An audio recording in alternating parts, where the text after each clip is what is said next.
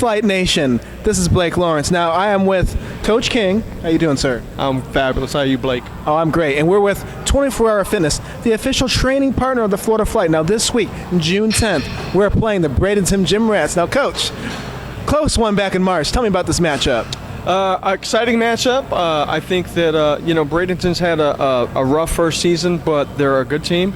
Most of their games have been close. Some of them haven't been, but we're not taking them lightly. We squeezed out a 5-point win, I think, back in March. But this time around we're coming reloaded, and we're excited to get this win, this last regular season win for our home team. Coach says reloaded. Speaking of reloaded, you've added another player to the roster. Tell me about this new player and where you found him. Well, we've actually added a couple, but most importantly, we've added Sam Mike back. If you remember, Sam Mike back in 2016 was a valued member of our team. He comes out of Georgia Southern University, NCAA D1 product. He's a 6'7", 6'8", post guy, real strong, a lot of character, a lot of personality. I can't wait to let you interview him. But you know what a lot of people also don't realize is we've been on a retooling year, so to speak, a rebuild year. All rookies outside of Sam Mike right now, first-year players. So we've, while our record is 2-5, we've underachieved a little bit, but I'm real happy and pleased with where we are, and I feel like we've got a good group of guys that can finish the season strong, and I believe that Sam Mike's going to play a big part in that. It's good to have veteran presence. Now, speaking of veteran presence, what's the overall just vibe of the team? 2-5, Coach. Now, what's the culture right now? What's the mentality? Is everyone coming together? Tell me about that, Coach. It's been up and down, actually, like I anticipated. When you have a team full of rookies, they don't understand pro basketball like they should. So, imagine an NBA team pulls maybe 1 or 2 rookies a year, maybe a couple of unsigned guys. But our guys are a bit on the emotional side at times. We've reeled that in a good bit. We've been teaching them a lot about just the fundamentals of playing good basketball, pro basketball, system basketball. We run the triangle offense. It's a different version of what people might be familiar with. I've put my little twist on it. But, we have an incredibly talented group. Guys are very athletic. They can go. They've got a lot of energy. The great thing about rookies is they're hungry. So there's not a lacking of hunger. So I don't have to worry about them playing hard.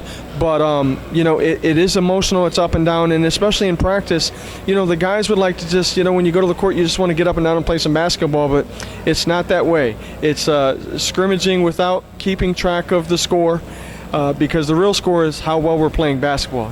Like, for instance, yesterday, every time the guys took a bad shot, I put both teams on the line and made them run a suicide. And if they did 2, we did 2 suicides and so forth. So, there's a culture that we're building. It's a rebuild year for us a little bit. But, again, these guys are intellectually capable, they're hungry, they're talented, and they want to win. And I really believe we're going to finish the season out strong with these last 3 games. I'm a believer too. Now, folks, the last 3 games, we got 3 games left. Now, this upcoming Saturday, June 10th, is the last home game. Now, there's a special twang, I say, to this game. No child fights alone. Can you tell me, Coach, and tell the fans why they should come to the game this Saturday? Of course. Well, our No Child Fights Alone program is a program that we developed as an initiative to help kids and families with kids that are battling cancer. It's exactly how it says. No child fights cancer alone. We've had 2 games so far where we've honored the first game. We've honored Hannah Harger out of the Masters Academy, and the last game we honored Grayson Zrelik, who is from Seminole Science, and they brought like 70, 80 people out to the game. So what we're doing is we're providing a platform for our games. We're donating $2 a ticket to the fans or to the family that we're honoring for that particular game, and just to try to raise money for financial support, funeral expenses, if in the case, which this upcoming game, which I'll get into that in a second, but also for medical bills that mount up. But No Child Fights Alone isn't just about a fundraising. It's about actively engaging with kids that are battling cancer, having fun with them. We present each kid with an autographed team photo. In fact, it's not only autographed by the team, it's autographed by everybody that comes out to the game. There's space for everybody. And we just want to encourage those kids to know that, hey, you're not alone. You're not fighting alone. We're here. We're going to support you. And, research shows that when you're dealing with medical situations and you have a support group and you have people alongside you supporting you, pushing you along, you have more energy and motivation to fight, and it's a very important part of getting healthy and beating something like cancer. So for the upcoming game, though, while Grayson and Hannah have since gotten into remission, our next game is actually a little bit somber in that Camilla has a 9-year-old girl pass away this week from leukemia. So what we're trying to raise money for is to cover her funeral expenses, because her family's not well-to-do enough and they need some help with financial costs, and she passed away very suddenly, so it's a bit somber. And that's just a part of it, right? You know, you have somber moments. You're not going to win all the battles. In fact, cancer, there's far more less losses than wins in this. And that's another reason why we're fighting, right? We want to get everybody engaged. You know, some people don't have money. You don't need money to go hang out with a kid, to come to a game and cheer them on and clap for them at halftime when they talk about what they're going through, which is what we try to do. But, you know, for this game, though, if we could get everybody to come out, that'd be great. $2 of every ticket is going to go towards her funeral expenses. And, you know, it's just a sad thing. But you take the good with the bad and you push on in Christ. And you want to show people, you want to be the light of Christ for people, and this is a time where we can do that. So, you know, it's not all about the wins. You know, this is real. No Child Fights Alone is real. It's not a program that we want to have all these victories and manufacture only the victories. There's losses, and we're gonna champion her. We're going to lift her family up in prayer, and we're going to hopefully help cover their funeral expenses. Good words, Coach. Now, Coach, tell the fans and tell the local people, how much is the ticket just to get in the game? Tickets are just $10, and what you'll find in Orlando, well, really anywhere, it's the best price you're going to find for high-quality basketball. Don't get it fooled. I mean, even though we have rookies, these guys are very talented. They're exceptional players. The Florida Flight and the FBA in general exists to give players outside of college that have finished college a place to play. I learned a long time ago that there's exceptional talent out there that and players just don't get to play. They play in these YMCA leagues and all these other rec leagues, and nobody gets to see it and enjoy it. They're not sharing their talent. So, you know, that's what the FBA and the Florida Flight exists to do.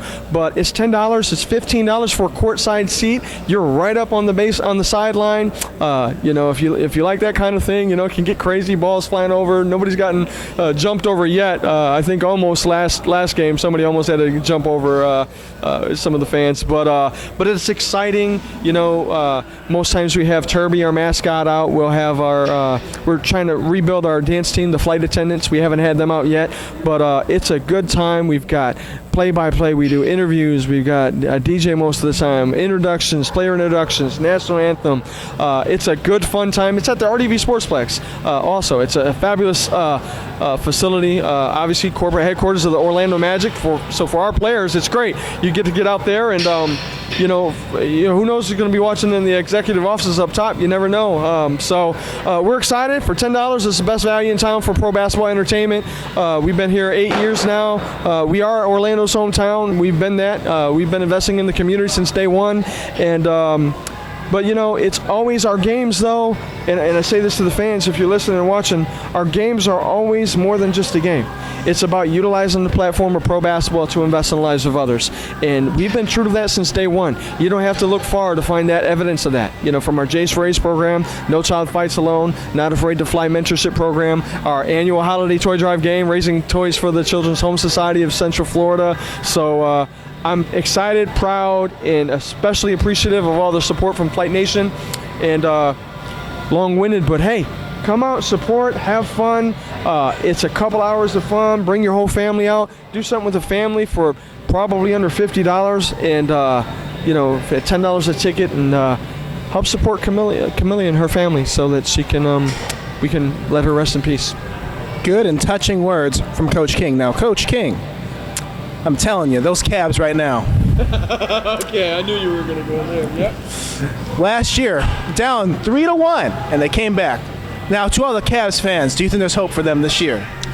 Look, I'm not a LeBron hater. I'm not a Cavs hater. I am from Michigan, so I have an inner bittersweet, or not bitter, it's bitter, no sweetness. There's that Ohio State-Michigan Wolverines rivalry in my blood that's been since birth.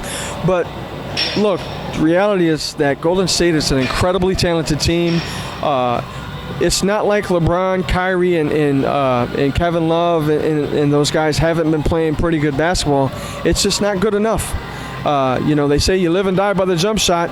Well, when every single one of your players at any given moment can shoot a three-pointer well and efficient like the Golden State Warriors have, I mean, I think JaVale McGee could probably shoot threes now. It's just something in the water out there in the Bay Area. But no, there's not really any hope. I'd like to see the Cavs, and I said this all along, I think it's going to go 5. I think the Cavs will give it a fighting punch the next game for Game 4. And hey, that's even great because there's no way they're going to beat them at home in Golden State. So Golden State could win one for the home team, But no, I don't. I've said this all along, and people have said, oh, it's just one game. Look, basketball is basketball, and, when you're a coach and you understand dynamics and defensive matchups, and, when a team only has 4 turnovers on a game in Game 1, that's not so much them playing so perfect as much as it's also a problem with the defense. If you're not making them uncomfortable enough to only have 4 turnovers a game, and it's my understanding Curry had 2 of those, that's not enough defensive pressure. You should always get a team, on average, somewhere between 8 and 12 turnovers a game at least, and that's still an okay game, but 4 turnovers, that's darn near perfect. Photo Flight fans, the man of wisdom has spoken. I am sports analyst Blake Lawrence. In-Flight Entertainment, come out to the game this Saturday, June 10th, against the Bradenton GymRatz. Blake Lawrence, Coach King, signing off for now. Thanks, Blake. You're welcome, sir.